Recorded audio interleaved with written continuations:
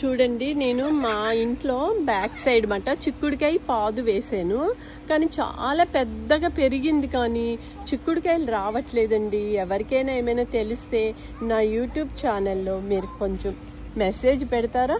నేను దానికి ఏం చేయాలి అనేది నాకు చెప్పరా? చాలా పెద్దగా వచ్చింది, పాదంతా కూడా పందిర పాకేసింది.